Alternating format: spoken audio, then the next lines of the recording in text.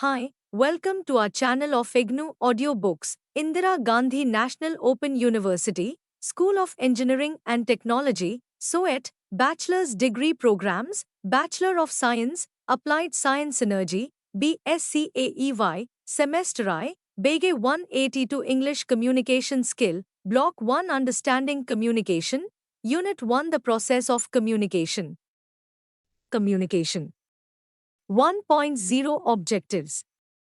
The aim of this unit is to tell you the process and elements of communication, different types of communication, barriers to communication, difference between written and spoken communication.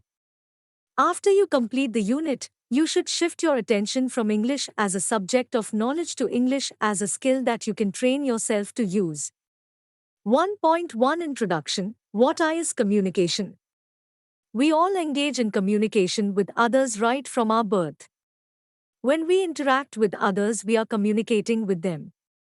Right now, I am communicating with you through this unit, and while you are reading it, you too are in fact communicating with me through this text. It is often said that we live in an age of communication characterized by speed, efficiency, and the ability to transcend physical or geographical limitations. But what does it mean to communicate? The dictionary definition is to exchange thoughts or make known information or feelings by speech, writing, or other means to transmit. Communication is more than just messaging or swapping information. It involves not just words, but the use of all our senses. With face-to-face dialogue, our facial expression, tone, body language, ability to listen with patience, all contribute to the conveying messages and information between people. For example, the written word, whether in books and magazines, emails or texts, can convey more than just the writing. It can inspire, elevate, and encourage if that is the intention of the writer. It can also confuse and exasperate if we are not careful. Linnaeus Truss, in a recent book on punctuation, pointed out how easily the meaning of the written word can be altered just by rearranging the punctuation. She invites us to compare the following two sentences: a woman without her man is nothing, and a woman without her man is nothing. As human beings, we have the ability to express ourselves and share our thoughts and feelings in many ways. We could live in isolation, never communicating with another person, but that would not create value. We can keep feelings to ourselves, or we can share them. Each person has his or her unique view of things, and each perspective is valuable. Through sharing these individual ideas or views with each other, global solutions may be found. Someone may share an idea that the other person may not have even considered.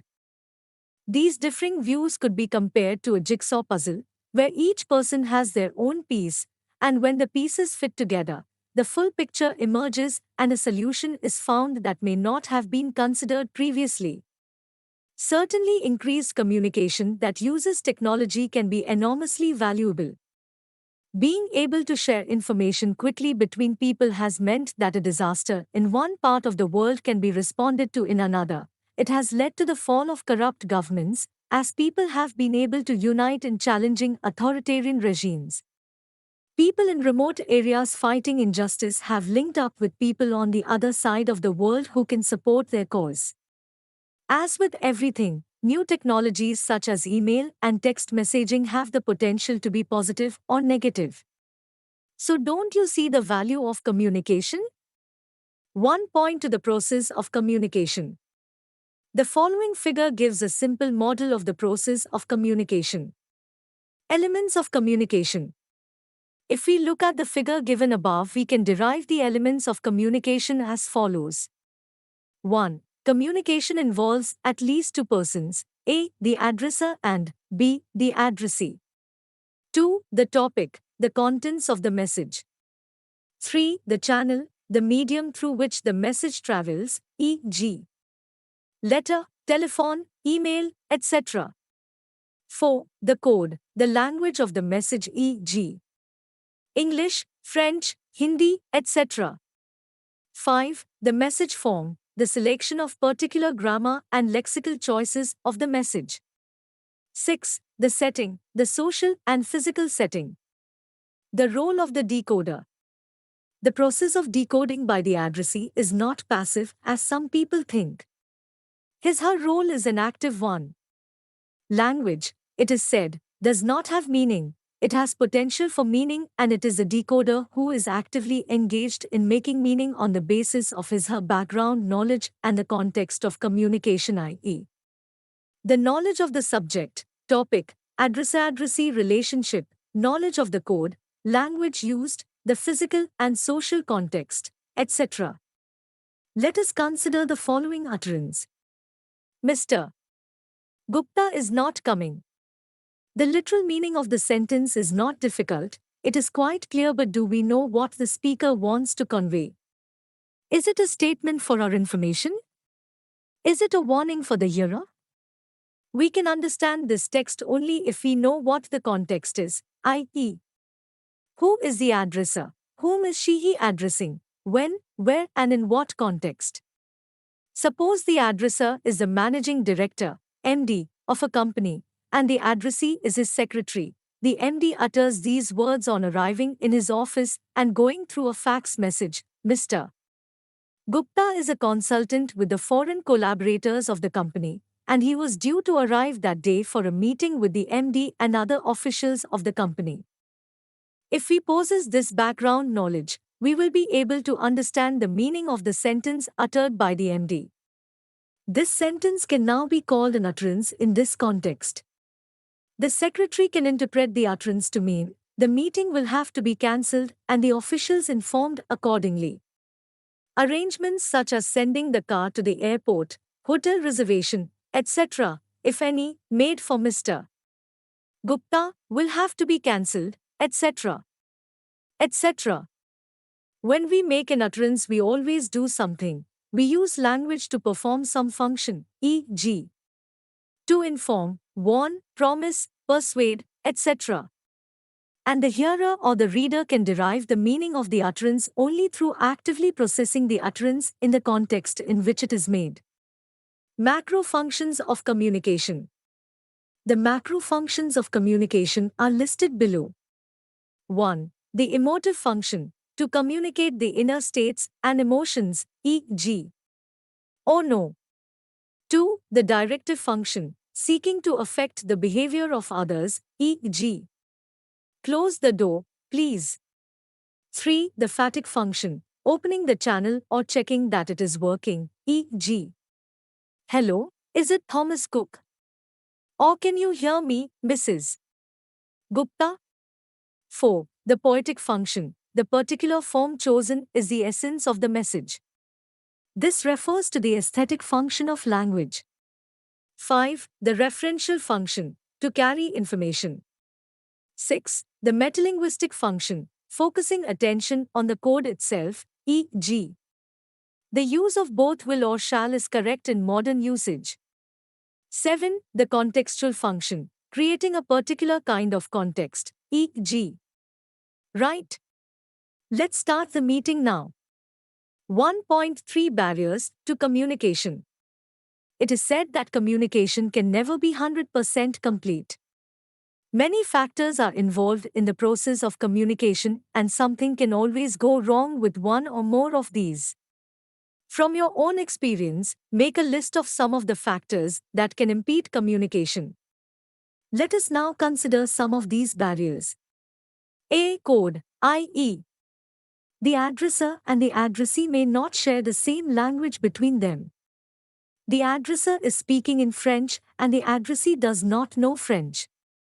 B. Vocabulary, the market declined under persistent bear hammering. One who is not familiar with the vocabulary of the stock market may not understand what is meant. C. Concept, technical and subject-specific concepts may not be understood by all. For example, a black hole is simple language, yet the concept may not be understood by many. D. Background knowledge and shared assumptions, e.g., a Victorian-style mansion may not be understood by those living outside England. E. Pronunciation, intonation, accent, and stress in spoken language. Sometimes may not be understood. F. Culture-specific communication may cause misunderstanding. G. Physical environment. Noise and other environmental disturbances, or even physical distance between the address and the addressee, can impede effective communication. H. Affective factors, personal factors e.g. anxiety, fear, attitude, motivation, beliefs, values, lack of mutual trust, lack of time or pressure of work, lack of attention, and personal rivalries. All these factors impede communication.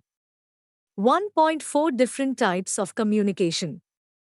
Communication may be classified into several categories on the following basis: expression, written, oral, and gestural; flow, internal, vertical and horizontal, and external; relationship, formal and informal; various media of expression, written, oral, and gestural. Communication can be achieved through various media, such as writing, speech, gestures, and actions. One can use written words or draw pictures, or one can use speech sounds. Speech is primary, writing secondary, that is, speech came first and the writing system was developed later on. There may still be some languages which are spoken but not written. In fact, several of the tribal languages do not have any script. Deaf and dumb people use actions and gestures in order to communicate with each other. This is also a form of communication and known as sign language. The visually challenged read and write using Braille. At the workplace, communicating in writing or via email is the most popular form of communication. It can take various forms such as letters, circulars, office memorandums, newsletter, brochures, bulletins, reports, manuals, house journals, magazines, etc. You are already familiar with some of these. This does not mean that oral communication is not used in workplace transactions. Speech is also used, and quite often. It takes the form of face-to-face interaction, telephone conversations, lectures and talks, meetings and discussions, etc. Expression through body language is known as gestural communication. Who is not familiar with the nodding of the head from side to say no or up and down to convey yes? Parents often use this means of communication with their children if they tend to be naughty in the presence of guests, and it is often used in workplace situations as well in similar circumstances or when verbal communication is impossible, e.g. in the factory where the noise of machinery makes verbal communication difficult. Pictures, charts, diagrams are also used either on their own or in combination with written or oral communication for greater effect and better understanding. Business houses make use of them in their illustrated catalogs and brochures meant to promote their product. Downward, upward, and horizontal communication. Companies have to communicate with outside agencies and other companies, government and private bodies, newspapers, advertisers, manufacturers of machinery, builders, suppliers of goods and services, clients and customers, etc. But there is also the need to communicate within the company itself, e.g. communication between a superior and a subordinate, i.e.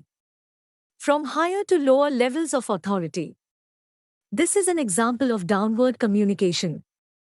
There are communication also occasion when communication flows from a subordinate or subordinates to a higher authority. It may be a report, suggestion, opinion, or a charter of demands from the workers. We call this upward communication. Both these are forms of vertical communication. Communication between officers working at the same level of management is called horizontal or lateral communication, e.g. interaction between manager, production, and manager, marketing. It involves exchange of ideas, information,